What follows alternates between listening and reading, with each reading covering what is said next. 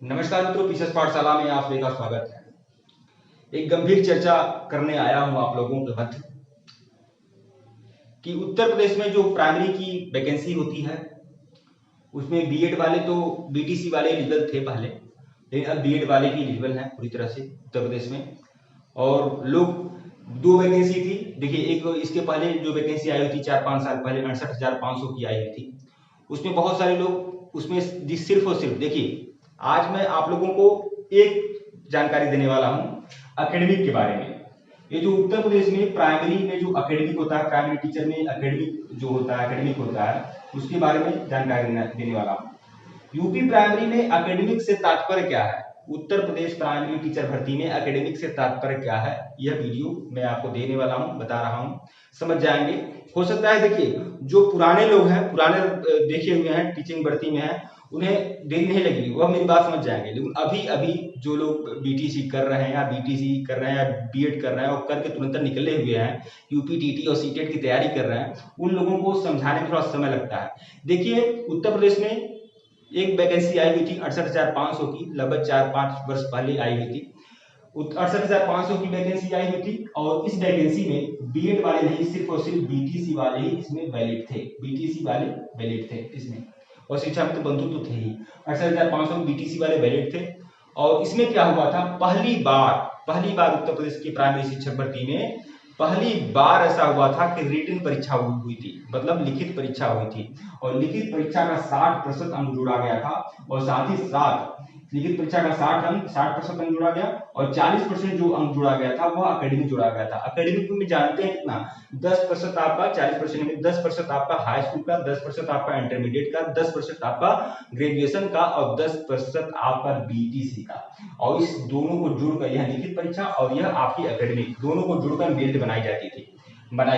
लेकिन इसमें सिर्फ बीटीसी ही रिजल्ट था, इसमें सिर्फ और सिर्फ बीटीसी को ही घुसाया गया था, इसमें बीएड नहीं घुसाया गया था। और आप लोगों की जानकारी लिए बता दें, यहाँ पर एक कट ऑफ भी रखा गया था, 30 और 33 का कट ऑफ रखा गया था कि अगर 30-33% अगर आपके नहीं है, मतलब लिखित परीक्षा में अगर 30-33% नहीं है तो आप परीक्षा भर्ती से ही बाहर हो जाएंगे। और आपकी जानकारी बता दें, ये जो 68,500 सीटें थी, योग्य अभ्यर्थी ही नहीं मिले, बीटीसी में योग्य अभ्यर्थी ही नहीं मिले, और बहुत सारी सीटें, लगभग 10,000 से ऊपर सीटें यहाँ पर रिक्त चली गई, सीटें भर ही नहीं पाई, क्योंकि 30 और 33% का कटाव लगाया गया था, सिर्फ और सिर्फ 30 और 33% का कटाव लगाया गया था, 50, 60, 70 नहीं, सिर्फ और सिर्फ 30 और 33% का कटाव लगाया गया था, वो भी माइनस मार्किंग भी नहीं था, और सिर्फ बीटीसी वाले बंधु थे, और यहाँ पर 10,000 सीटें रिक्त चली जाती हैं।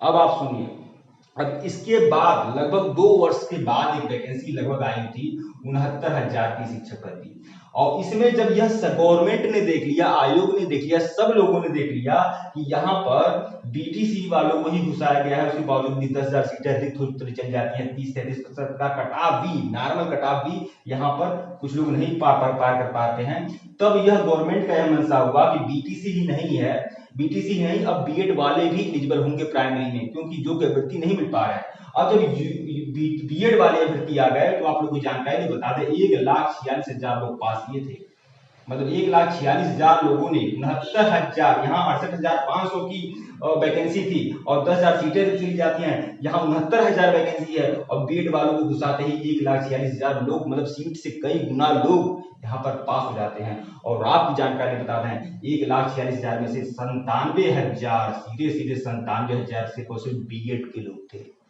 बीएड के लोग थे। और यहाँ पर 35-36 हजार समझिए सिर्फ केवल बीटीसी के थे, केवल बीटीसी 35-36 हजार, केवल बीएड 97,000, और बाकी जो बचे हुए थे शिक्षा मित्र बंधु थे। तो यह सिनेरियो था पूरा, यह आप समझ सकते हैं, यह सिनेरियो था। और यहाँ पर भी वही सिस्टम लाया गया था, 60% आपका रिटन का कट ऑफ जुड़ेगा, और 40% जो रहेगा वह आपका जुड़ेगा, वह आपका academic, high school, inter, graduation और बीएड या बीटीसी, तो उस एकेडमिक के आधार पर जुड़ेगा। लेकिन आप जानते हैं कि एकेडमिक जो होता है, बीटीसी बंधु, बीटीसी इसी आधार पर होता है कि आप एकेडमिक के बेस पर, तो बीटीसी का जो एकेडमिक होता है वह बहुत ही ज्यादा होता है। तो एकेडमिक के कारण जितने भी बीटीसी लोग के लोग थे वो पूरी तरह से इस भर्ती प्रक्रिया में पूरी तरह से आ गए, मतलब सारे बीटीसी का शायद ही कोई ऐसा कैंडिडेट बचा हो शायद ही उंगली पर गिनने वाला कोई कैंडिडेट बचा हो जो 69,000 शिक्षक भर्ती परीक्षा में पास होने के बाद भी नॉर्मल कट ऑफ 90-97 का जो रखा गया था उसको निकालने के बाद भी नौकरी न पाया हो। मतलब सारे के सारे बीटीसी बंधु यहाँ पर अपने उच्च एकेडमिक के कारण पूरी भर्ती प्रक्रिया में संपन्न हो गए। लेकिन बीएड के लगभग 10 से 12,000 अधिकतम लोग यहाँ पर 69,000 वैकेंसी में आ पाए अपने अंकों के, अपने लिखित परीक्षा के अंकों के आधार पर। तो यह आप समझ सकते हैं।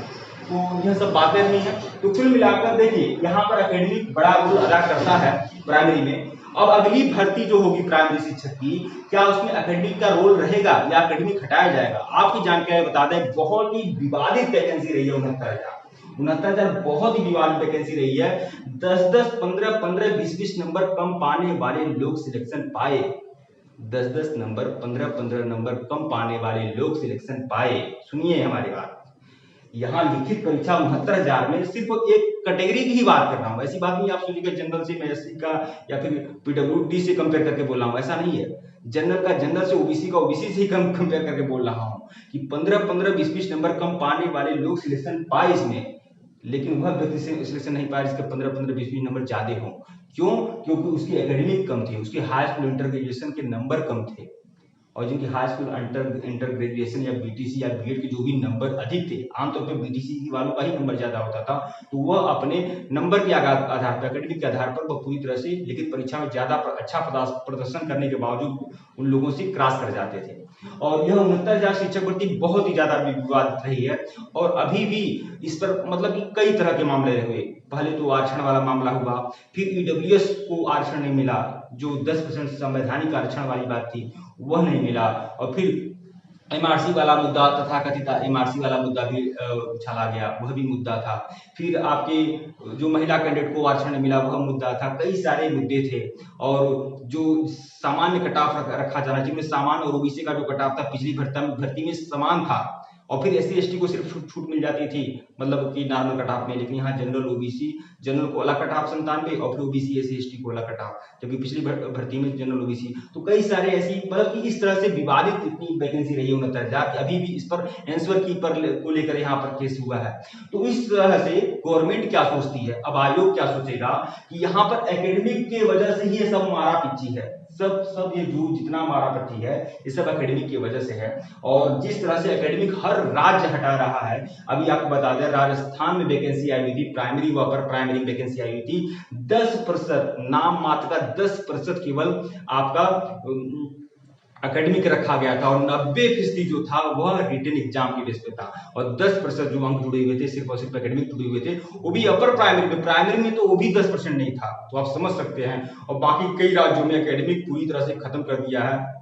एनबीएस में केवीएस और DSSB जैसी प्रगतिशील संस्थाएं भी एकेडमिक का रोल बिल्कुल नहीं समझती हैं, वह सिर्फ और सिर्फ रिटन लेती हैं, और रिटन के आधार पर नियुक्ति पत्र प्रदान करती हैं, और उसी आधार पर सिलेक्शन होता है। लेकिन यहाँ पर उत्तर प्रदेश में, लेकिन चलिए ठीक है, पहली बात तो यह कहना चाहिए कि उत्तर प्रदेश में एकेडमिक के आधार पर शिक्षकों की भर्ती पहले होती थी, सिर्फ और सिर्फ एकेडमिक के आधार पर ही होती थी।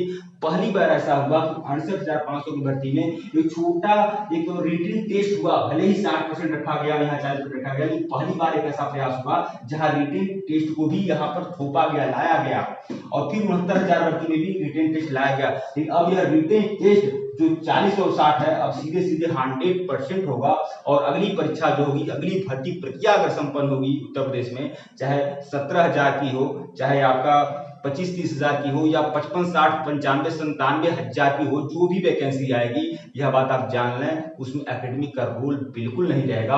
अगर रहेगा तो नाम मात्र रहेगा, 90 और 10 का रह सकता है, या फिर पूरी तरह से 100% आपका रिटन टेस्ट के आधार पर यह भर्ती प्रक्रिया संपन्न होगी, या तो बहुत हो जाएगा तो 90% आपकी एकेडमिक, 90% आपका क्या बोलते हैं रिटन टेस्ट हो जाएगा, और 10% बहुत हो गया तो आपका एकेडमिक लग जाएगा, बस यही होगा। लेकिन अब इस तरह के माथापच्ची से गवर्नमेंट अब यही सोचेगी, आयोग यही सोचेगा कि एकेडमिक पूरी तरह से दर्ज है, एकेडमिक की वजह से ही सारा माथापच्ची है, यह बात आप जानना। तो अगली भर्ती मुझे जहां तक लग रहा है, अगली भर्ती में एकेडमिक पूरी तरह से सफाया होने वाला है। ठीक है मित्रों, वीडियो को लाइक और चैनल को सब्सक्राइब करिएगा। धन्यवाद।